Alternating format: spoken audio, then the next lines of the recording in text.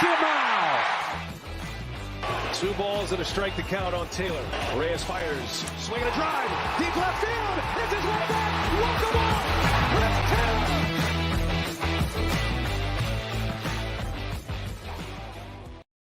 What's up, everybody? Welcome into DodgerHeads, presented by DodgerBlue.com. My name is Jeff Spiegel, joined today by Matt Moreno, who's moved, got a little bit of a new setup behind him. Matt, how we doing? Checking in. How we doing? I'm good. I'm glad to be back on with you. I know it's been a hectic 2 weeks for me personally, and I appreciate you and Daniel and Scott really holding down the fort and keeping things going. And I'm glad to discuss your list that I saw you guys put out earlier this week. So here's the plan for this video. It's a question that I've been kicking around all week, and it's a pretty straightforward one, which is, which Dodgers do you trust right now? So if you missed our show Monday, Daniel and I sat down, and I basically said, I'm going to rank the 26-man roster as it currently stood on Monday, 1 through 26, the guys that I trust the most, and kind of try to figure out the line. Where is the line where a guy is, I actually don't trust you to do your job right now?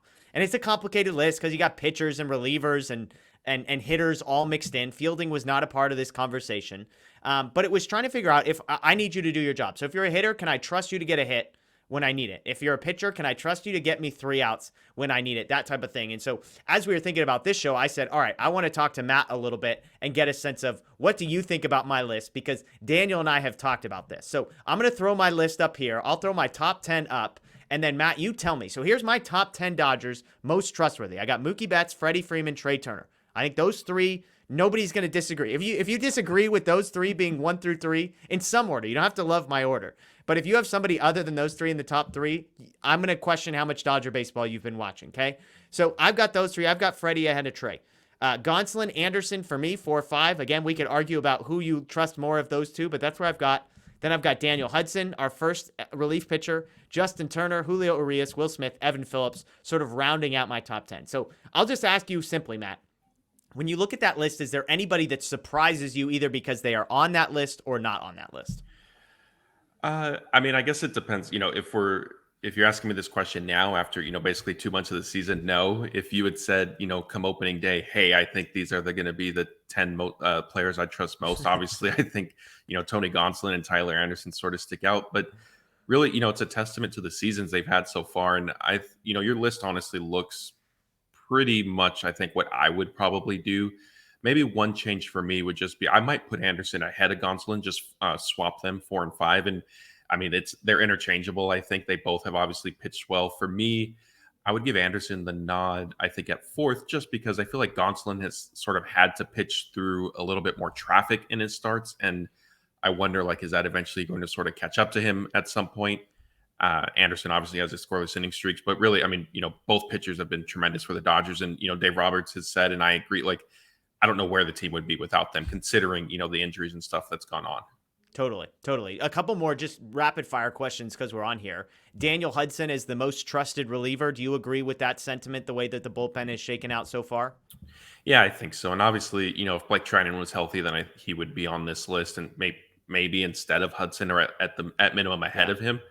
But Hudson's pitch, I know recently it hasn't necessarily gone the best for him, but I think, we can't expect relief pitchers to be perfect. There are going to be, hiccups in the road, but yeah, Hudson's good.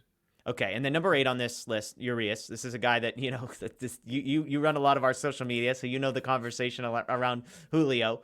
I'm a believer still. I mean, I think peak Julio is not number 8 on this list. He's probably number 4 on this list. If he was pitching at his best, he's not, but he has still been effective. Do you think that's a fair ranking for Julio? Kind of where do you stand on Julio in general?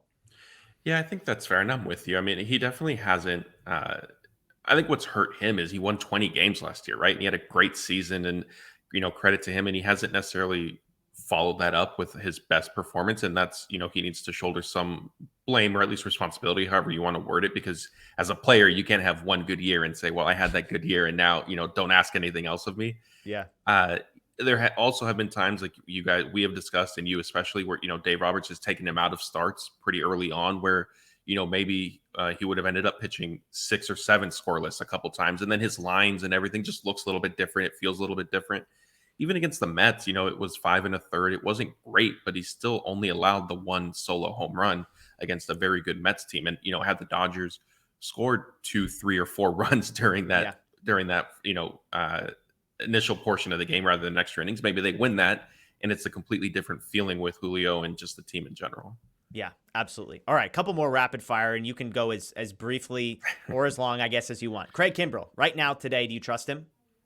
I do, and I think what's interesting with Kimbrell, and we knew it was going to happen, right? The minute he was sort of traded for, and after Kenley signed with the Braves, there are going to be instant comparisons on, well, Kenley did this, and now Kimbrell's, the same or different. I think what's different with Kimbrell is the velocity is there, right? Yeah. Whereas with Kenley, if he kind of started to get in trouble, like he needed to induce weak contact, like it could get pretty bad very quickly. Yeah. And I'm somebody, people who have watched us since last year, like I trusted Kenley as well. Same thing, like I said earlier, we can't expect these guys to be perfect. With Kimbrell, I still do trust him. I think there were some issues that they're working through, both, in terms of usage. And I know you guys have covered that. There's now a plan to kind of commit to pitching him every 3 days, no matter what the scenario is. And then again, like there's the velocity factor where, if he sort of needs to get out of trouble, there's something back there that he can reach for. Yeah, I made the same point. Like, look, when you're throwing a 92-mile-an-hour cutter and it's not cutting, it looks really, really bad.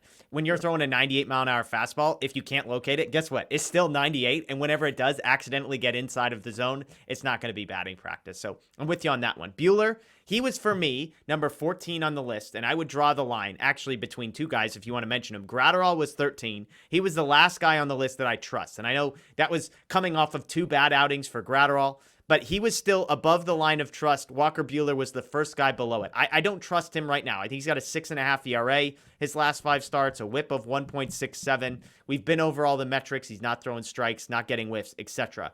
Where are you at on Bueller? Yeah, I'm probably with you. I mean, right now, I guess, I would say I don't have as much trust in him as I normally would. I do believe that come the end of the season and October that he will have sort of figured it out. I think some of that may very well be, hey, it's the postseason. Like I just really need to do it, and kind of, an intangible that I believe you can't really measure with players. Yeah. He may not have his mechanics sorted out by October. I think it's possible, but he could still, go out there and turn in maybe a better performance than what we've seen so far. Yeah. Here are the guys below the trust line. A couple of these, I'll make a note that I would probably change on second thought. But I got Bueller, Brule, Almonte, Price, Lux, Vesia, McKinstry, Barnes, Bellinger, Ferguson, Alvarez, Alberto, and White. Vesia, I think I was probably too hard on a couple bad outings and overvalued those. I would move him up. And even Lux, the more I think about it, like, what am I trusting him for? He's hitting 260, a 350 on base percentage. Like, those are numbers that I trust. I'm not trusting him to hit a home run or to necessarily get an extra base hit. The slugging percentage is really bad. But I think I would have Lux above the trust line for me. So any of those other guys, Brule, Almonte, Price, Lux, Vesia, McKinstry, Barnes, Bellinger, Ferguson, Alvarez, Alberto, or White, any of those guys that you would move above the trust line for yourself? I think maybe Almonte might be kind of on the cusp, if not in above the, your line of trust. Just, I think he's pitched well. And, again, has allowed, I don't know his stats right off the top of my head. He's given up at least, I think a run or two. As of Monday, he had a 1.5 ERA in 12 innings. So more than a strikeout an inning, throwing a 96-mile-an-hour fastball. Right. So I think that's one of those ones for me that it was a sample size thing, because it's like you're looking at the numbers. They're like, what is there not to trust? Like 12 innings, 1.5 ERA. That we've moved past minuscule sample size. Yeah, definitely. And like you said, this list is very much kind of, in the moment. And is he going to hold this up for an entire season? Like I wouldn't necessarily bet on that. But if the Dodgers needed, outs against whatever game they're playing, this week, I think you can trust him. Okay, last one. Bench guys. You've got McKinstry, Alvarez, Alberto. I know we're dealing with small sample sizes in a couple of these guys, but who of those three, if you needed a pinch hit at the end of a game and we're not really paying attention too much to righty-lefty kind of stuff, is there one of those guys you like more than the others? I've got McKinstry quite a few spots ahead of Alvarez and then Alberto. Yeah, I think I would go McKinstry and then Alberto and then Alvarez. And a lot of that is, McKinstry, we've seen a little bit more of him. I know Alberto does have major league experience. It hasn't necessarily come with the Dodgers. So me personally, I hadn't seen a ton of him before this year. And Alvarez, again, same thing. Like he's just come up and, there's just his, he did obviously come up with that game tying RBI single. Yeah. But just not enough of a sample size for me to put him ahead of Alberto or McKinstry. Yeah, that was the toughest one. I mean, Alberto's got a 254 on base percentage. Like, that's atrocious. He's not going to strike out. So, like, I like that when it comes to end of the year. That's sort of what we're looking for. Like, you've got a runner on third with one out and a pinch hitter due up. It's like, okay, I trust Alberto to at least put the ball in play. That's a positive. So it's really hard for me to trust him. But him and Mitch White were down at the bottom of my list. So, again, this is an interesting conversation. I would love to hear opinions. Please leave your comments below. Who do you trust, not trust? Who belongs above the number, the line of trust, if you will? There's no number. I think I'm up to 15 guys I trust. If I add Vesia and Lux above the line, that leaves me 11 guys below with Walker Bueller atop that list. So that's Matt Moreno. My name is Jeff Spiegel. As always, we appreciate you joining us. Check out DodgerBlue.com, DodgerBlue1958 on social media for all the latest. And of course, subscribe, ring the notification bell here as well. We appreciate you. We'll see you next time.